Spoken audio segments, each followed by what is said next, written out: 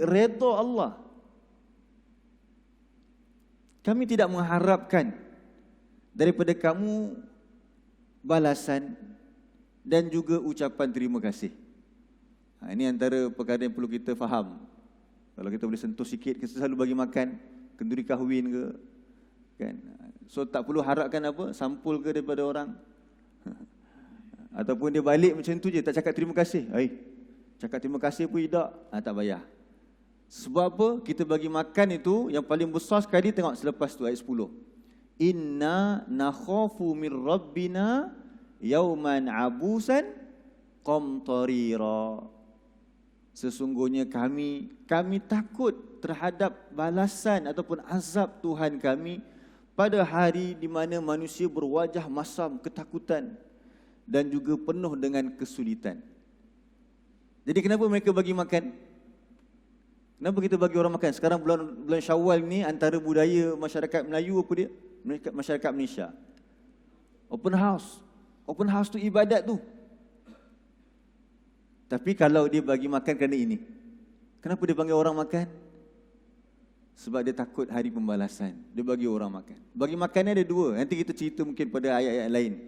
Saya ringkaskan. Bagi makan ni satu, bagi makan lah. Kita hidang makanan bagi orang makan. Yang kedua, bagi makan tu ialah bagi peluang pekerjaan. Itu juga bagi makan. Bila kita bagi orang kerja, kita bagi upah kat dia kerja, dia ada duit kan? Bila duit, dia boleh buat apa? Dia boleh beli makanan untuk keluarga dia, tu pun beri makan juga. Yang mana lagi besar? Sebenarnya yang mana lagi besar? Memberi makan dengan memberi kerja. Memberi kerja tu lagi besar sebab dia punya jangka. Tengok baru ni ada viral satu surat daripada penerima di Asnaf Zakat Selangor. Dia hantar surat kepada, dia kata apa, permohonan untuk memberhentikan zakat dia. Sebab dia kata hari ni dia dah stabil dah. Nampak dengan bantuan zakat dan sebagainya, dia mendapat ekonomi yang baik selepas itu. Jadi tengok berkembang orang tersebut, dia mampu untuk menjara keluarga dia. Tu kita kata mencari apa? Sesuap nasi, kita kata. Bagaimana tu mencari sesuap nasi? Adakah dia keluar tu cari nasi sesuap? Bukan, itu bahasa kita kan, keluar cari kerja. Jadi memberi makan tu ada dua. Satu, memberi makan dalam bentuk apa dia? Kita bungkus ke, kita hidang ke, buffet ke, itu bagi makan lah. Yang kedua, bagi makan dalam bentuk apa dia? Kerja. Itu mungkin cerita waktu lain. Tapi saya nak highlightkan apa dia? Kenapa mereka beribadat pada malam hari tadi? Kerana takutkan hari kiamat. Kenapa mereka memberi makan kepada orang? Kerana takutkan hari kiamat. Takutkan hari kiamat tu mana dapat cerita dia? Dalam Al-Quran. Sebab tu yang pertama sekali kita nak buat supaya ibadah kita ni berterusan, kena ada pengetahuan. Jadi kalau tak belajar, dia tak tahu. Sebab tu tadi kita kata apa dia? Bila masuk Ramadan, kita beribadat. Tapi kadang-kadang setengah aja Ramadan kita buat. Lepas tu kita tinggalkan dah. Sebab dia bukan buat kerana ilmu pengetahuan. Jadi apa kita nak buat supaya ibadat kita ni berterusan sepanjang Ramadan dah buat, nak teruskan lagi. Agenda pertama yang kena kita buat adalah menuntut ilmu. Buka balik surah 39 tadi. Ayat yang ke-9.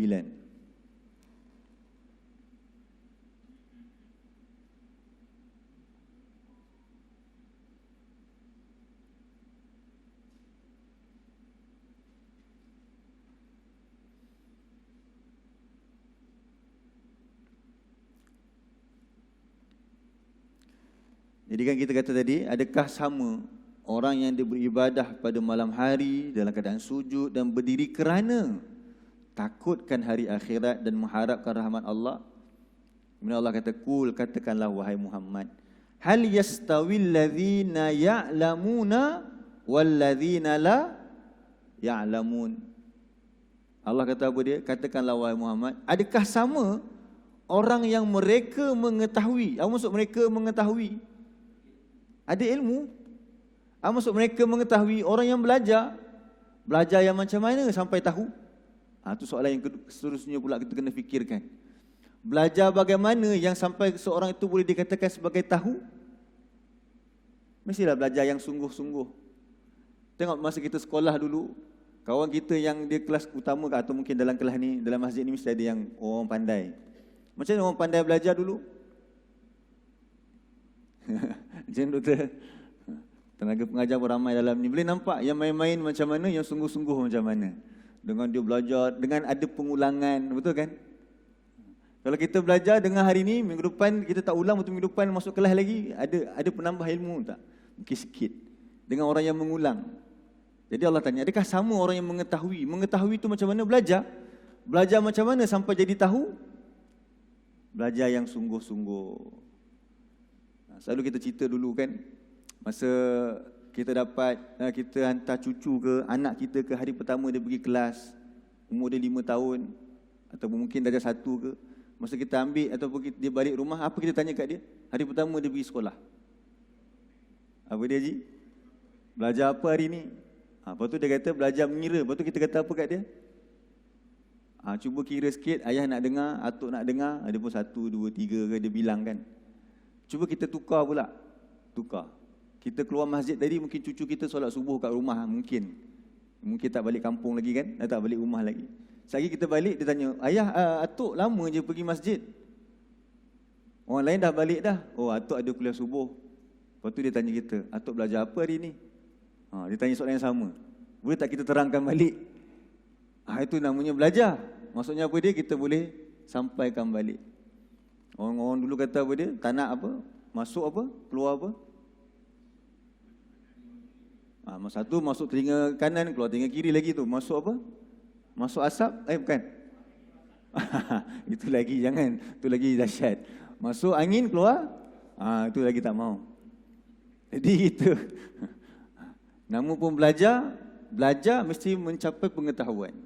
Di antara cara dia ialah kita belajar sungguh-sungguh. Jadi saya bacakan, saya ambil ini sebenarnya. Buku ni saya rasa kebanyakan orang Meru ada. Ini buku semua Quran terbitkan dulu kan. Saya baca sikit uraian, ambil kata-kata daripada Ustaz Baharudin ni. Ilmu adalah penting dalam kehidupan seorang Muslim. Agenda pengisian dan pemantapan ilmu mesti sentiasa diberikan perhatian. Orang beriman ni pertama sekali dia nak adalah ilmu dulu. Sebab dengan ilmu lah menyebabkan dia berbeza dengan orang yang melakukan ibadat tanpa ilmu. Dan tidak seharusnya dipandang remeh. Belajar ni tak boleh pandang remeh. Kalau dia belajar, dia tengok ahli keluarga dia belum belajar, dia akan rasa gusar hati dia. Kenapa isteri aku belum tahu lagi? Kenapa anak-anak aku belum tahu lagi? Dia tak pandang remeh. Usaha ke arah perubahan tanpa didasari ilmu dan kefahaman hanya akan mengundang kekeliruan dan kerosakan. Usaha ke arah perubahan tanpa didasari ilmu dan kefahaman akan mengundang kekeliruan. Nak buat perubahan tapi tak ada dasar ilmu. Sumber ilmu yang sebenar ialah Al-Quran dan Sunnah. Itu kita baca tadi. La tuqaddimu baina yadayillahi wa rasulih. Surah 49 ayat 1 tadi. Ilmu yang sebenarnya ialah Al-Quran dan As-Sunnah. Sebab tu sebagian ulama' dia beri takrif ilmu apa dia.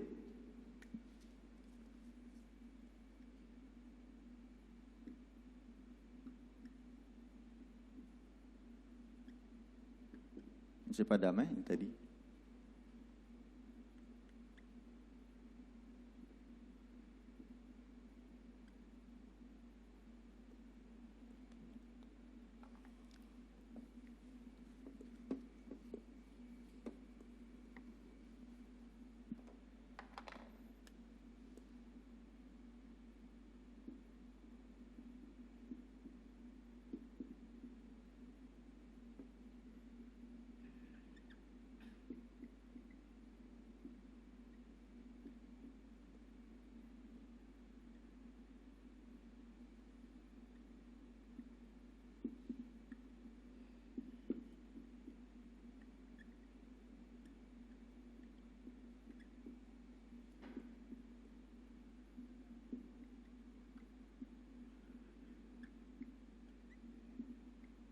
Baca sama-sama. Al-ilmu huwa ma'rifatullah wa ma'rifatu nabiyhi wa ma'rifatu dinil Islam bil adillah. Jadi apa maksud ilmu? Ilmu yang sebenar. Al-ilmu kat sini maksudnya ilmu yang sebenar. Ilmu ada banyak. Tapi ilmu yang sebenar yang dikatakan betul-betul ilmu tu apa dia? Apabila ilmu tersebut dia membuatkan kita kenal Tuhan kita. So ada orang dia belajar, dia ada pengetahuan yang tinggi, tapi dia semakin jadi takabur dalam dunia ini. Itu bukan ilmu yang dia dapat tu. Ilmu yang sebenar ialah ilmu yang mengenalkan dia kepada siapa? Allah. Yang kemudian wa ma'rifatu nabiyhi. Mengenal siapa? Nabi Allah, iaitu Nabi Muhammad sebagai utusan dia. Dan wa ma'rifatu dinil Islam. Ilmu itu adalah mengenal agama Islam ini, cara hidup Islam ini bil adillah. Adillah itu adalah jamak kepada dalil, iaitu dengan dalil-dalil. Dengan apa? Dalil-dalil. Jadi dalil-dalil itulah rujukan dia. Jadi apakah rujukan utama kepada agama kita ini? Yang Allah turunkan iaitu Al-Quran. Itu surah 49 tadi. Ya ini. Jadi bila kita kata nak belajar ilmu, kita nak belajar Al-Quran. Yang paling besar sekali. Okay, saya baca lagi. Jadi sumber ilmu yang sebenarnya ialah Al-Quran dan Sunnah. Betul tak Al-Quran dan Sunnah mengajar kita mengenal Allah dan Rasul? Ia hendaklah menjadi sumber rujukan sebelum membuat sebarang keputusan dan menetapkan apa-apa pendirian. Inilah sikap mukmin yang sebenar. Sebagaimana kita baca tadi, ya ayyuhallazina amanu la tuqaddimu baina yadayillahi wa rasulih. Surah 49 ayat 1 tadi. Wahai orang-orang yang beriman, janganlah kamu mendahului Allah dan Rasul. Kata Ibnu Abbas, janganlah kamu mengucapkan sesuatu yang bertentangan dengan Alkitab dan As-Sunnah. Oleh itu, setiap Muslim wajib melengkapkan diri dengan ilmu-ilmu yang berkaitan dengan Al-Quran dan As-Sunnah. Ini penting ni. Oleh itu, setiap Muslim wajib melengkapkan diri dengan ilmu-ilmu yang berkaitan dengan Al-Quran dan As-Sunnah. Bila saya sebut ni, dah dapat bayang tak apa dia ilmu-ilmu yang berkaitan dengan Al-Quran dan As-Sunnah? Apakah, pertama sekali kita boleh nampak, apakah bahasa yang dipilih oleh Allah untuk menyampaikan petunjuk dia ini? Bahasa Arab. Jadi apakah ilmu-ilmu yang berkaitan dengan Al-Quran dan Sunnah? Bahasa Arab. Sebelum temu Ramadan tahun depan, kita ada satu agenda yang besar ni. Kita semua dalam dewan ini kena pakat-pakat belajar apa dia? Bahasa Arab. Sebelum kita masuk Ramadan tahun depan, untuk baca lagi Quran dalam keadaan kita faham Al-Quran. Itu agenda kita sebelum nak masuk Ramadan tahun depan. Baik. Ilmu-ilmu yang berkaitan dengan Al-Quran dan As-Sunnah, dan memastikan setiap, ini untuk orang lain pula, dan memastikan setiap ahli keluarganya memperolehi ilmu teras, iaitu fardu ain, yang secukupnya, di samping mengisinya dengan ilmu sokongan, iaitu fardu kifayah yang lain. Inilah yang dimaksudkan oleh Rasulullah sallallahu alaihi wasallam menerusi sabdanya. Ini adalah satu hadis. Nabi kata, innallaha ta'ala yabghudu kulla alimin bid dunya jahilin bil akhirah. Nabi kata, innallaha ta'ala yabghudu kulla alimin bid dunya jahilin bil akhirah. Ini kena catat sikit. Apa dia? Kata Nabi, sesungguhnya Allah Ta'ala murka. Sesungguhnya Allah Ta'ala murka kepada setiap orang yang menguasai ilmu tentang dunia tetapi jahil tentang akhirat. Mudah aja nak ingat. Apa dia? Allah SWT murka seseorang yang menguasai ilmu apa? Dunia tetapi jahil tentang akhirat. Dia tak boleh berhenti situ. Tak boleh berhenti apa dia? Allah murka tentang orang yang menguasai ilmu dunia. Dia bukan begitu. Sebab ada orang setengah macam tu faham dia. Ilmu dunia ni tak penting, dia kata.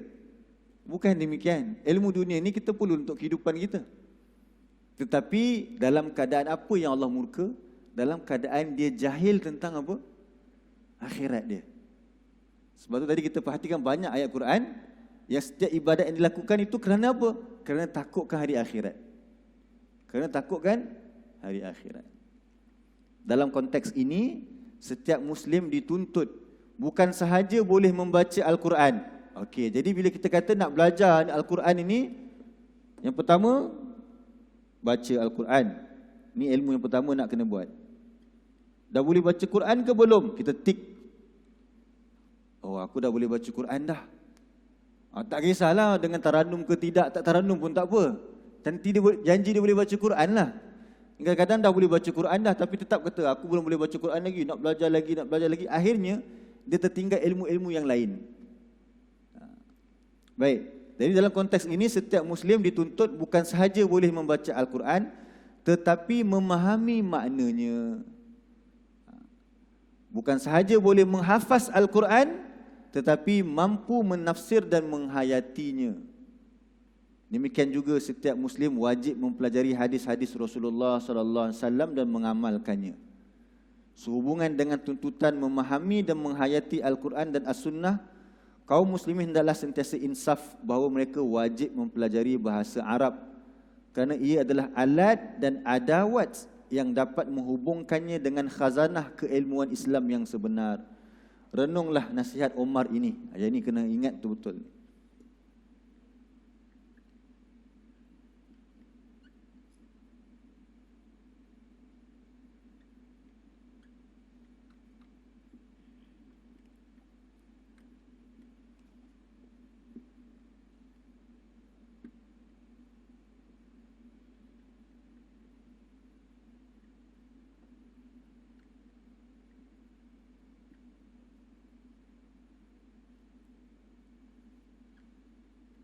Cuba kita baca kata-kata Umar ni. Ta'allamu al-arabiyyata fa innaha min dinikum. Sekali lagi, ta'allamu al-arabiyyata fa innaha min dinikum. Ini kata Umar. Dia dalam setengah tempat di mana solat tarawih 20 rakaat ni akan ada laungan apa dia? Al-Khalifatul Tsani, kan? Amirul Mukminin, siapa dia? Umar bin Al-Khattab radhiyallahu an. Jadi kita selalu sebut nama Umar. Tapi kalau betul lah kita sayang Umar, kita gelarkan dia sebagai Amirul Mukminin. Maksud Amir, pemimpin kepada orang yang beriman. Siapa yang mengaku beriman tadi, apa pesanan Umar? Ta'allamul arabiyyata. Pelajarilah bahasa Arab.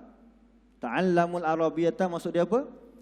Pelajarilah bahasa Arab. Fa innaha, kerana sesungguhnya ia min dinikum. Min tu adalah min litab'id, sebahagian. Sebahagian daripada apa dia? Agama kamu. Kalau nak memahami khazanah ilmu agama Islam ini, mesti kena ada satu ilmu alat ini, namanya bahasa Arab. Jadi paling tidak kita baca Quran dalam keadaan bukan saja boleh membaca, tetapi kita boleh memahami dia. Kalau kita ada anak-anak yang hafaz Quran, kita bukan saja nak dia hafaz Quran, tapi dia boleh menafsir Al-Quran. Kan sayang tu belajar separuh jalan. Boleh baca Quran, dah boleh dah, sikit lagi nak pergi kepada nak memahami pula. Tiba dia berhenti. Dan dia berpuas hati pula. Jadi bukankah bertentangan dengan faiza faragta? Apa tadi kita baca mula-mula mukadimah kita hari ini? Faiza faragta fansab. Bila kamu dah selesai, kemudian bekerja keraslah. Alhamdulillah, dah khatam. Dah selesai belum? Dah khatam? Baru satu part. Sekarang Allah kata apa? Fansab, bekerja keras pula. Lepas dah khatam Quran, dah boleh baca Quran, apa nak kena buat? Belajar apa pula?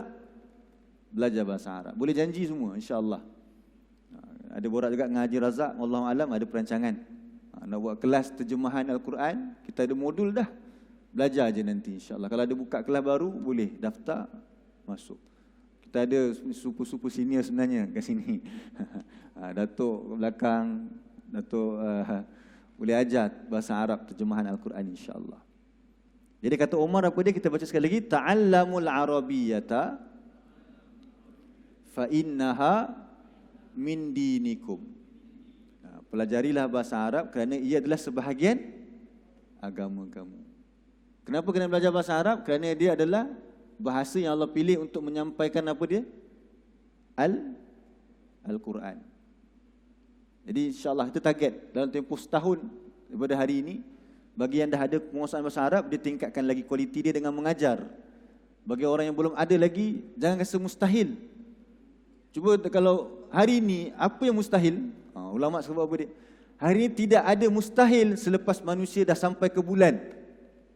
Itu slogan yang kena pegang.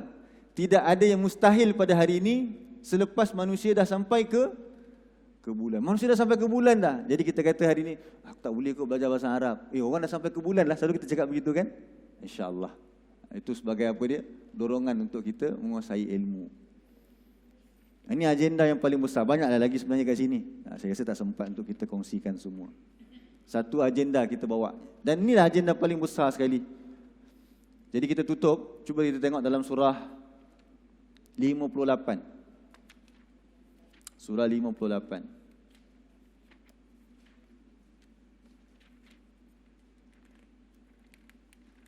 Ayat 11. Surah 58 ayat 11. Ini baca Quran, kemudian faham Al-Quran. Buka surah 58 ayat yang ke-11.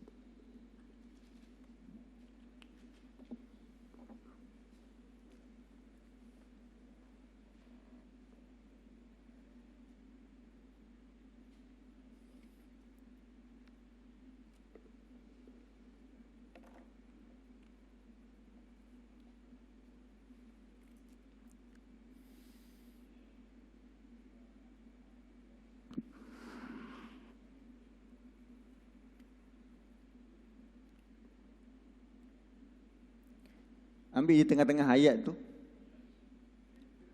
Ambil di tengah-tengah ayat tu Allah kata wa idza qilan syuzu fanshuzu. Jumpa tak? Surah 58 muka surat 543 ayat 11. Ayat yang ke-11.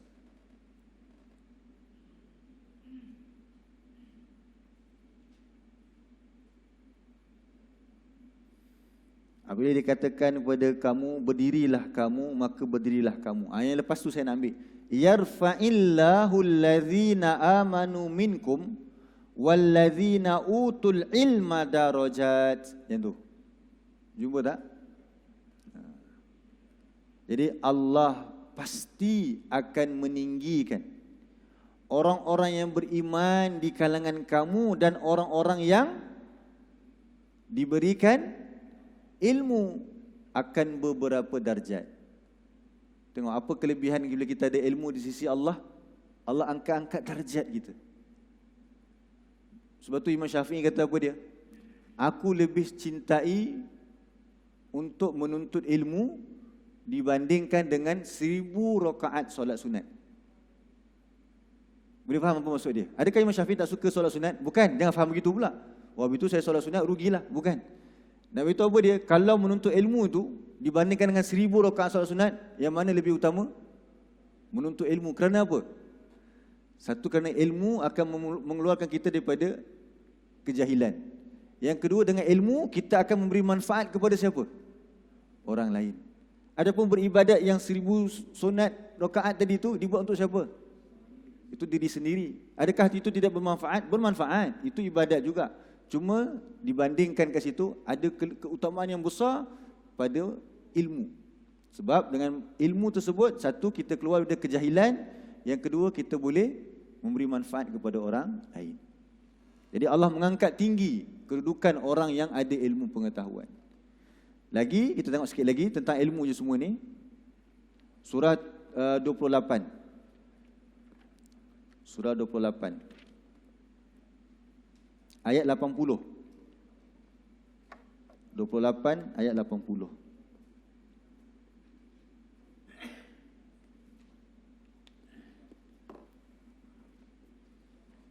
Muka surat 395.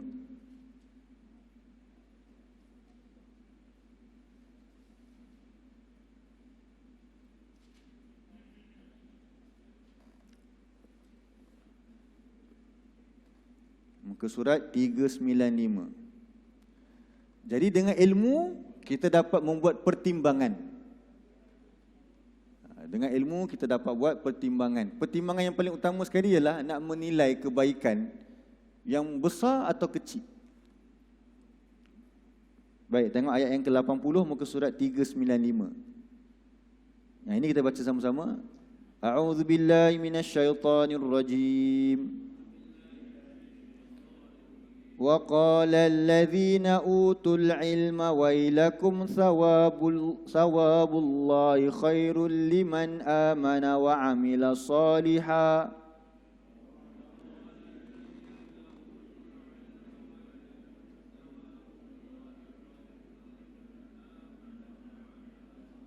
ولا يلقاها إلا الصابرون.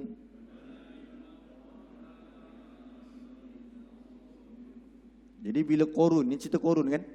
Bila Qarun dia keluar rumah dia bawa apa?